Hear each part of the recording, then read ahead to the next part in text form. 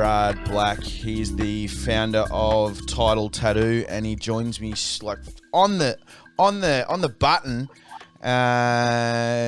pulling the trigger, and he just rocks up and have a look at you, mate. You don't scrub up not too bad first thing in the morning, Braz. Yeah, this is no shower or anything, mate. I've just woken up next to my 2-year-old and got up, chucked a shirt on. Hey, thanks for joining me. Thanks for joining me, Braz, and it's a pleasure to meet you for the first time. But yeah, you too, Troy. Yeah, nice one, mate. Hey, tell us a little bit about what you do, and it is Blak Biz week, so we can talk about culture, how you. We can talk about your biz. They all kind of intertwine, but tell us a little bit about Tidal Tattoo and how you got involved. So we're down in Torquay. Started about probably 10 years ago now, 10 to 9 years ago. My wife started the business, and I was a chippy at the time. What are you doing on? Get the wife on. I want to talk. Yeah, she's still half asleep. Nah, I'm joking. She doesn't scrub up like this in the morning out of bed. Nah, beautiful. Yeah, cool. Beautiful, but Sorry, yeah, mate. So she was a tattooist. She'd done an apprenticeship 4 years before we started the business. Cool. And got into tattooing. I've always been tattooed my whole life, but I had knee surgery, had to have all that stuff, and then couldn't build anymore. Love tattoos, love tattooing in the industry. Well, like, why not? Yeah. And trying to look for something to do that wasn't so harsh on the back. So tattooing's harsh on the back. Is it? Yeah. Oh. You wouldn't think so, but it actually is, yeah. I think of things that are hard on the backs, like gardening. Like, it's not always. Hey, it's not always like holding a bent over position for long enough and holding still. It's up to like 4 to 5 hours per person sometimes. Oh, man. And you're in one position just bent over. So like you minimize it, you stretch a bit and do all those sort of things. Yeah, it is what it is. Hey, we love the kids. What's Tiger's name next year? This is Oswald, Aussie. Aussie. Oh, we had an Aussie on last week for Kids Week. Cool. Oswald. Yeah, he just woke up. He was lying next to me this morning. Oh, he's in the cool hair game too. Look at his hair. It's all frizzoed like Hey, Aussie. Hi, Aussie. Can you hear me? Hey, buddy. How are ya? You got cool little toy car there. Cool little pajamas on. Oh, sweet. Yeah. That's cool. What are you doing today, Aussie? How old's Aussie? He's 2.5. Yeah, cool. How you juggling family and biz, and is the lady at home at the moment, and how have you been juggling that? We've swapped roles, and she's gone back to work more full time, and next time we'll split it up a bit. It's because of COVID. Nice. We got thrown around a bit because of that. We had to lock down like 2 times, and so we're just trying to work our way forward the best we can. Yeah. But yeah, my wife, we've got a couple of crew that work for us, so we've got good support, and my wife's been holding the fort at the shop, so been killing it in that way. Yeah. Hey mate, tell us. I've got one tattoo, and it's. I'm not going to be going to a tattoo convention about it or anything like that. Like, it's a little Air Jordan symbol on my ankle that I got when I was 15. This is fresh when they were on their 4th championship. The Bulls were rocking. Yeah, I get it. You get it? I was just that infatuated with Jordan. I got all my basketball cards still. Oh, right. This is a good chat for off air, mate. We can hang it. We're good. We're good for each other. Yeah. But the whole, I didn't get another one, and I notice a lot of the times people get 1 and they get 2, and they get 4, they're 5. What's the fascination? What was your first tattoo ever? And then what's your fascination? It's a shocking one. It's like a tribal dragon on my shoulder blade. But it's tiny. But a friend's sister was going in, and she's like, "Come with me." We're only 16. Oh, but buddy tattoos, buddies. Yeah, they didn't care back then, so they just chucked us into the apprentice and said, "You do it." And then, but after that, I was hooked. Yeah. What do you reckon it is about?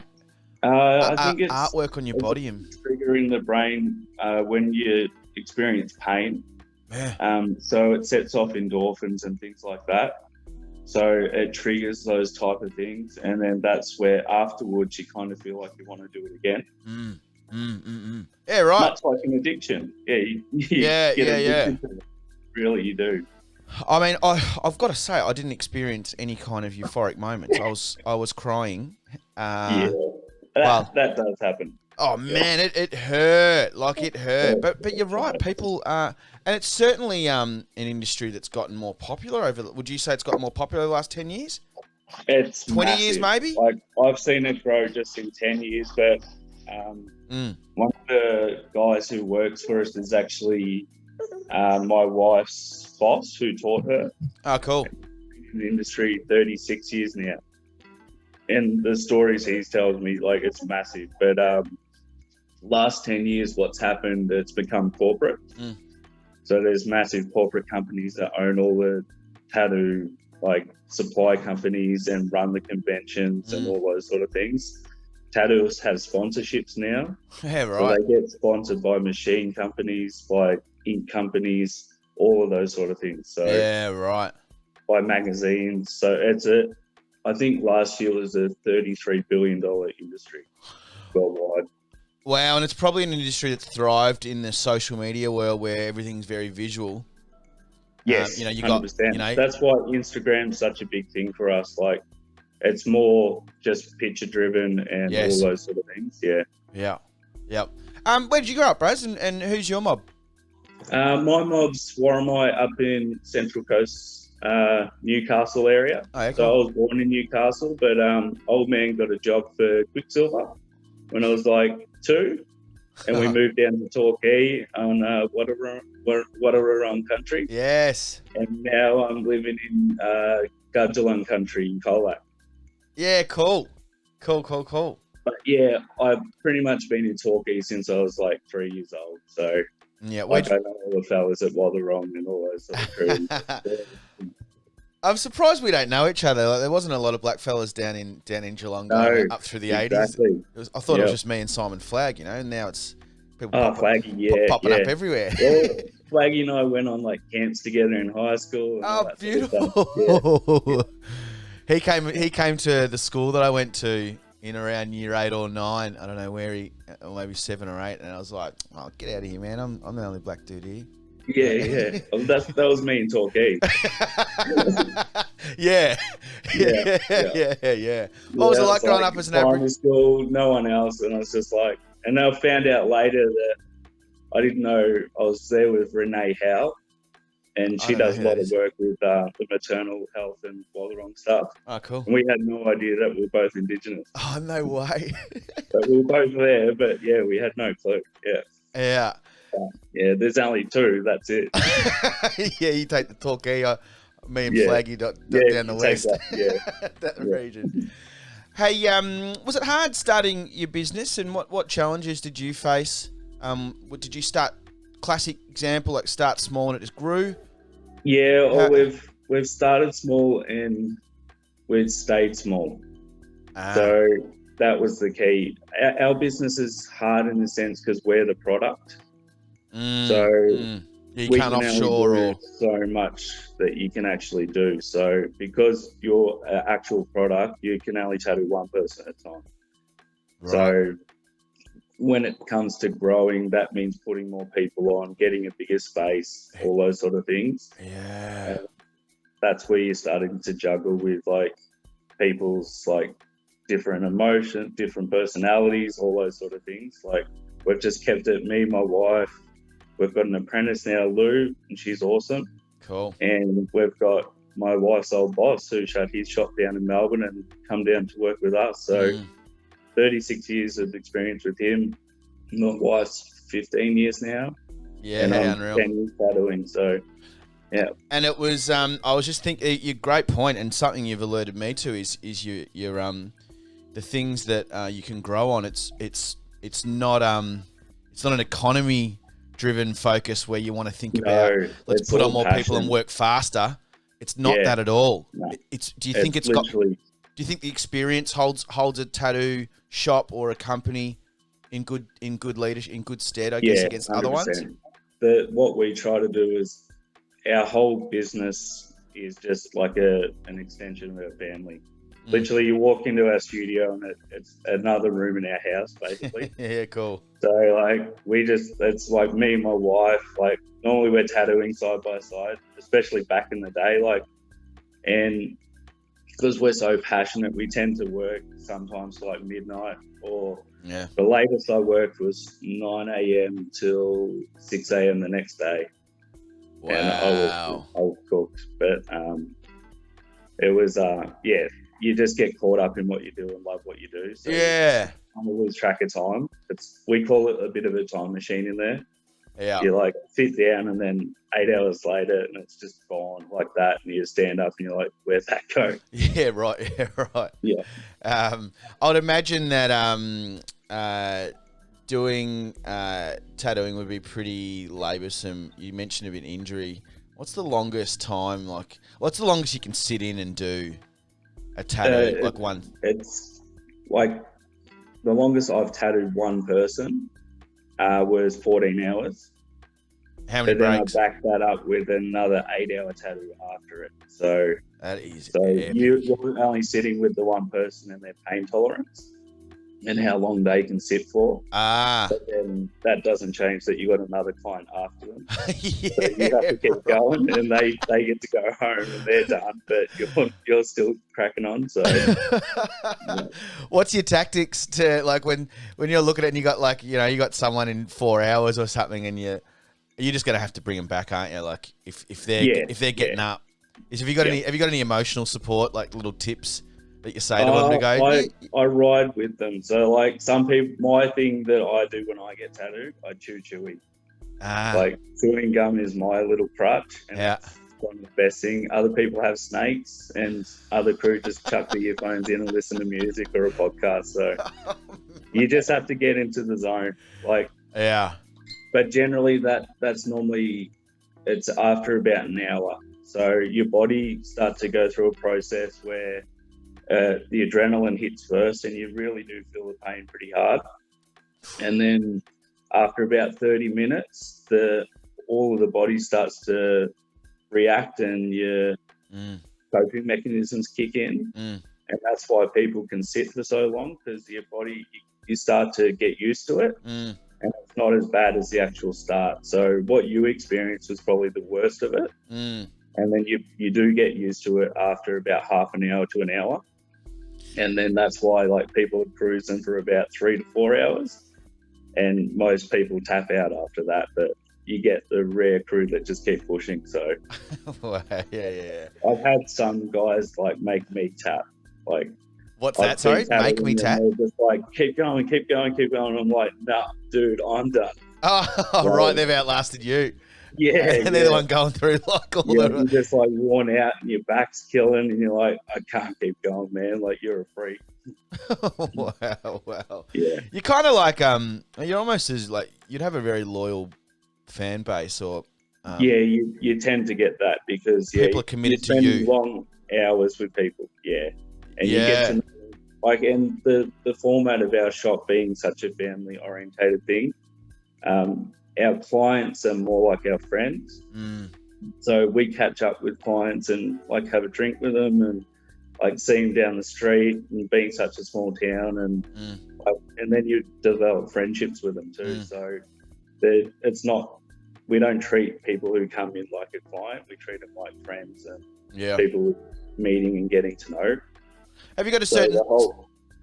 Say it again, bros. The whole formal business thing is out the window.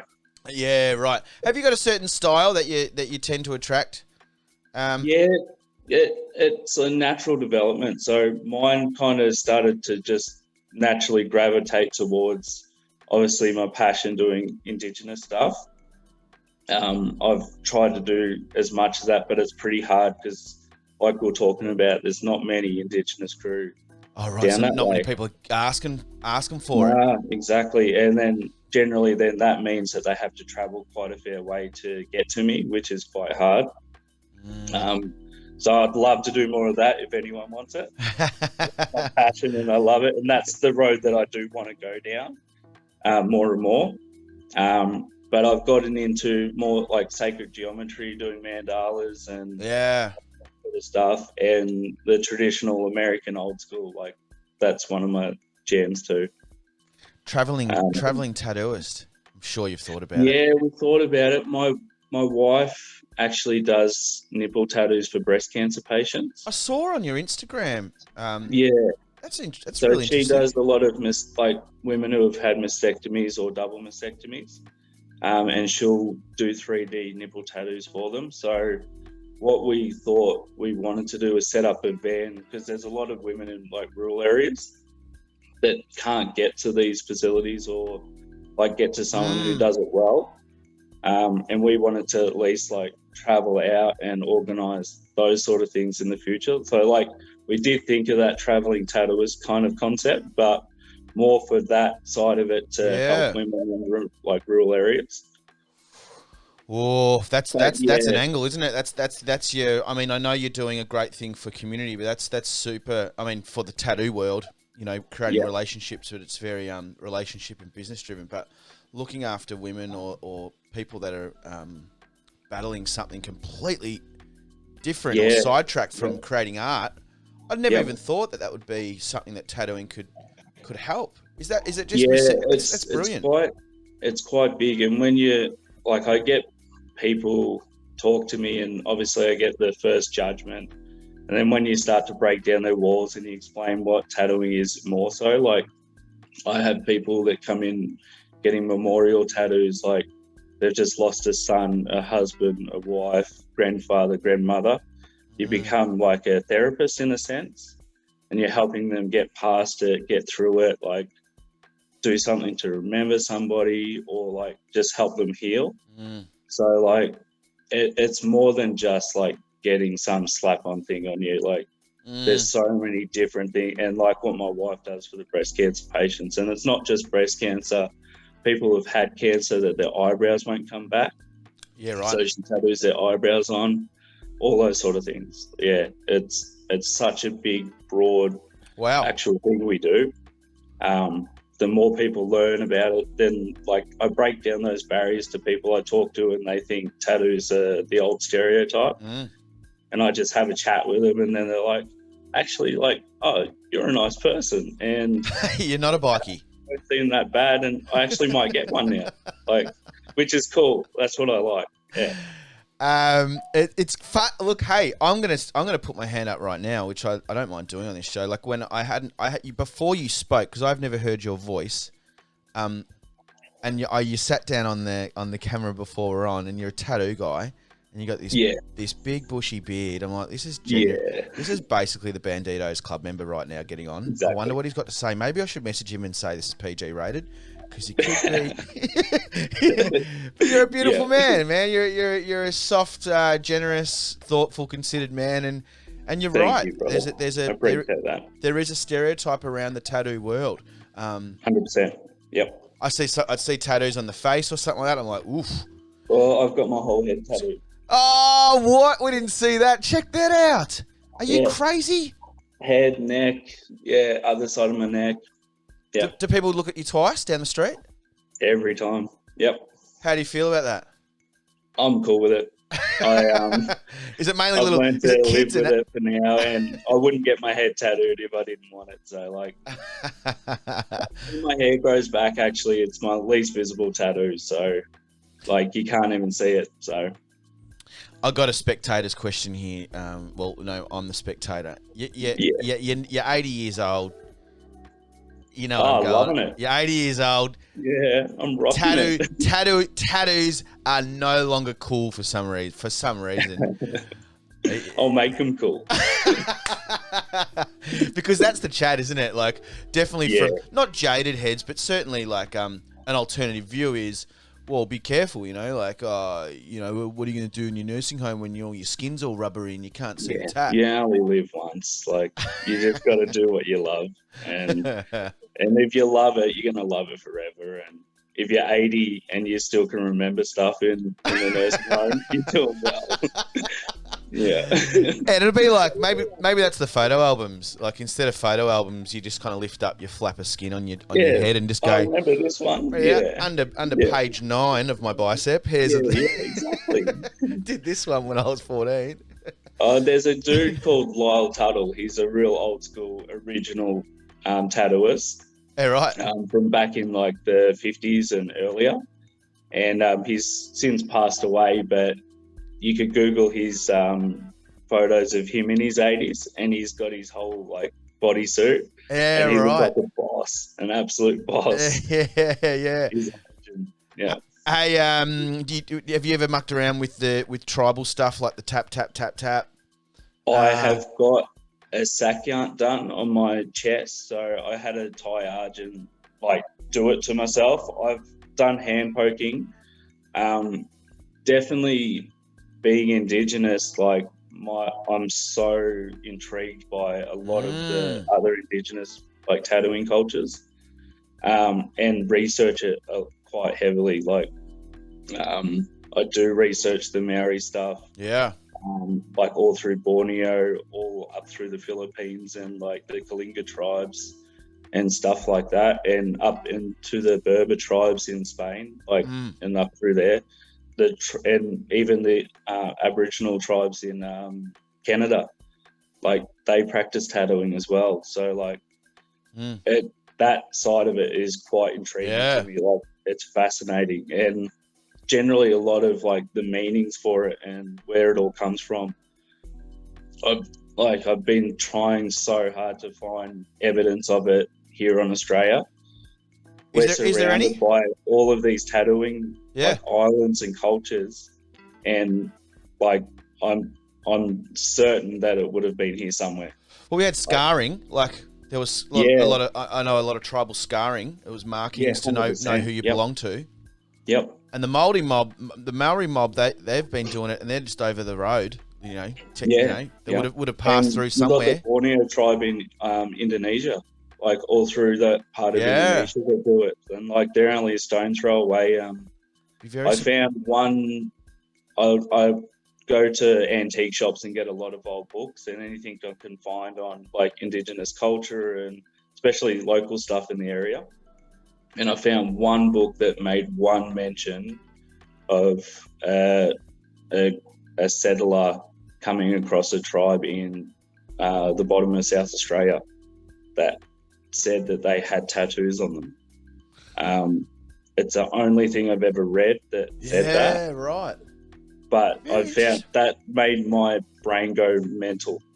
Like just to hear it or see it written in a really old textbook, saying that someone came across like a group that had tattoos. I think you're onto something. That made my head go mental. Yeah. So if anyone knows anything, I'd love to know more about it. Yeah. Whether it's true or not, I don't know. I just read it. Yeah, the Maori mob have got loads. Like it's very significant and important to their it almost culture. Like it dives into their like what we would call our dreaming. So like yes. Yeah. So that goes through like all of their spirits and like the underworld and all that sort of stuff, and like the torn lovers story as well. Like I can't remember the exact names like on the top of my head this early, but yeah, the husband and wife got into a fight, so she went down into the underworld and he went down to try and find her, and found that all the gods down there like were covered in these like tattoos. Wow. So to feel the pain that he caused his wife, he asked for them to show him how to do the tattooing, and he brought it back up from the underworld. Yeah. And that's what it's absolutely fascinating. I love it. Like I love culture and like tattoo culture, everything. Yeah. This is beautiful. I'm learning a lot, and that cultural aspect and being a reminder of those tribes and traditions that use tattooing. Yeah, fascinating conversation. I got some people in the chat here. A fellow, if you see a name, Jason Kelleher, he's a good buddy of mine. He's going to say he's got a half sleeve, and two others. Very addictive. He loves it. If you had the cash, you get more. But he's going to try and drop in on the way to Lawn in Feb awesome. past your shop. Someone did ask, do they do many Indigenous tattoo designs for people? I think that was before you spoke about it. So, but someone who's interested. Jano's got a few tattoos, don't you, Jano? Fascinating conversation. Thanks, Joshy. This is awesome. I'm impressed, man. And what's on for today? How did you get through COVID? Can you really pivot in the tattoo world? Did you have? Yeah, it was tricky through COVID. Like we just got smashed after it. So you're during back. the lockdown and made people want to get it more. So everyone was just like scratching at the door, going, "Let us in." So we're being pretty inundated. Like I'm looking after the little fella a bit more now, and I'll get back into the shop more full time or like more regularly next year. Awesome. We just decided after the last lockdown, like I'll look after the family at home, and my wife was like pretty booked up at the time. Yeah, right. So she's just like, I'll just keep working and smashing it out, and she's doing an awesome job.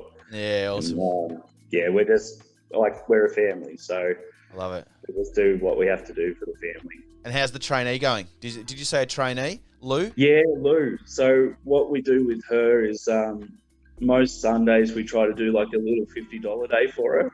Cool. So they're tiny tattoos, and she does like a whole like 5 or 6 sheets of different designs that you can pick from, or just simple writing. And she's done about 4 now, and tattooing friends and stuff like that. So like, just look out for Sundays. Like she does $50 days. It's a fun day to come in with like a few mates and just all get a little one or something like that. You could get the little Aboriginal flag, just the line without the colours, stuff like that, like little boomerangs or something like that. Yes. But, she's killing it. She's doing really well. And is she Indigenous? Are you someone that focuses on Indigenous, or you're not? She isn't, but I would love to. Yeah. That's tricky. Finding it's such a niche industry and niche trade. Totally. Finding people and like literally finding people for me to tattoo, plus like finding someone to take under my wing to train, is pretty hard. And like it's you've got to have that passion for it too. It's funny. A lot of Indigenous people I know. I don't know about you, but in my world, a lot of them do have tattoos. Like it's not it's not an uncommon thing. I would think. No. What an opportunity to get taught. And take it on a professional sense. Yeah. I think that's the bridge that is hard to cross. It's going from like, admittedly, like some people do it at home. Yes. And like that's just sometimes the path that people try to take to come into it. But you have to bridge that gap from just dabbling at home and thinking you want to do it to taking it as a real profession. It's a completely different thing. But if you do it, it's extremely rewarding, and I wouldn't not recommend it to anyone. It's the best trade ever. Yeah. Oh man. If you love it and you want to do it, like it's awesome. Yeah, you certainly like it's your relationship based, man. It's a beautiful thing. Spending a couple of hours with someone just in general is pretty fun. But like you're sharing this kind of moment, they're trusting you. Yeah. I don't know if you're trusting them. they're putting your trust in you. It's a relationship. You're hanging out. Work together. You go through 100%. something. That's unreal. Little Aboriginal flag, maybe on my my other ankle. No, I'm not doing it on my ankles. I've got a bunch of designs. Nathan Patterson did a few. I did a fundraiser for Cormac when he did Paddle for Mental Health and Aboriginal Health, and we did an Aboriginal tattoo day, where it was just all little Aboriginal designs, like just all tiny ones. It's a brilliant idea. And Nath did some designs. Cormac did some designs. A friend of ours, Walshy, who did the paddle with Cormac from Papua New Guinea back to Australia, he did a couple of little designs. My wife chucked in a couple, and I did a few, and we just had a heap from people to pick from. And it was an awesome day, and heaps of crew came through, and Cormac was out the front doing snags and all that sort of stuff. Awesome. Paint boomerangs, and so we try to do fundraisers a lot as well, and friends who have had cancer, we've raised money for them and done tattoo days and all that sort of stuff. So we do the best we can for everyone in the community. Yeah. But we've still got all those designs there. So all those little Aboriginal ones. Yeah, cool. So yeah. Cool. And if someone wants to book in, how do they do it? And best ways probably through the Facebook page, sending a message through there. You don't have Facebook, like you can go on Instagram. If you don't have that, you can pop into the shop. We don't have a number as such because you can't answer the phone while you're tattooing. We don't, because we're family orientated. We're either both tattooing at the same time and don't have a receptionist. So they're the best ways. But unfortunately, not everyone has Facebook or Instagram. But we're just down on Bell Street in Torquay, just across the road from Caravan in the park. You're in a brilliant spot. Yeah. Someone just wrote in, how about getting a tattoo live on air, Troy? Ooh. No. I'm not sure about that. But someone else put in. We had Walkabout Barber, another black fella. Have you heard about Walkabout Barber? Yeah, I follow him. Yeah. Brian Dowd, what a legend. Yeah. We had him on a couple of weeks back. I'm thinking, Culture Kings. Yeah. The one in Melbourne. 100%. We could do a black fella Culture Kings, but it's black culture. Fella Kings. Black fella Kings, Barbering, tattooing, old DJ, and we can broadcast live. Clothing the Gap, they could jump in. Or black fella merch. Yeah. Yep. Something to think about here. Yeah. The worlds are colliding. This You're is great. onto it. Hey, is it Gerard or Jared? Jared. Yep. I don't know why I say Gerard, like it's all people call me Jerry, Jared, everything. So Jez. I'm used to it. Cormac calls you Jez. And I got one more question on behalf of Cormac Evans. How long did you spend in the wave pool the other day? 4 hours. I did 4 seconds. I'm still cooked. He said, make sure you ask him. He says, Epic, ask him how many hours he surfed for at the wave pool the other day. Yeah, I did 4 1-hour sessions. Wow. Yeah, 2 advanced sessions, 2 intermediate. Have you surfed before? Hey? Have you surfed before, being a Torquay man? Yeah, generally I try to go in the Australian titles every year. Oh, wow. So, you can surf? Yeah, I've surfed. I grew up in Torquay, surfed since I was 4 or 5. So oh, wow. I've surfed my whole life, and having those guys around, old Humie and Geordie and Mac and all the other boys, surfing together, it's such a cool thing. The vibe in the water is amazing. Even in the Aussie titles, you got Robbie Bates sitting next to you going, "You go on this one, bruz. Come on." Yeah, and it's all even. Away. And there's no the competition. I think they're tactics, but yeah. He's trying to sell you onto one, and the next one's coming to be better. But yeah, he's trying to get you out of the way. Yeah. But the feeling's awesome though. It's amazing to surf with other Indigenous fellas, and you just have yarns out in the water, and it's good for your health and everything. You just love it. You froth on it. Jez, thank you so much for jumping in last minute, man. And I'm so thankful that I got an opportunity to talk to you and for the listeners to talk to you, man. And I'll let you keep going. And I'll swing past the tattoo shop. Maybe not for a tattoo. Might just have a look at the designs and have a chat first, Once you're in there and you're talking to me and you hear the machine, you'll be like, I'm sitting down. Ow, what's going on? Ow. Yeah. Hey, thanks, Braz. I just put up the Facebook page, Tidal Tattoo Torquay. If you're in the hood or passing through down Torquay over the school holidays, make sure you go say hello to Jez and the team at Tidal Tattoo. Thanks, Braz. Appreciate your time. Cheers, Braz. Thank you. Good man.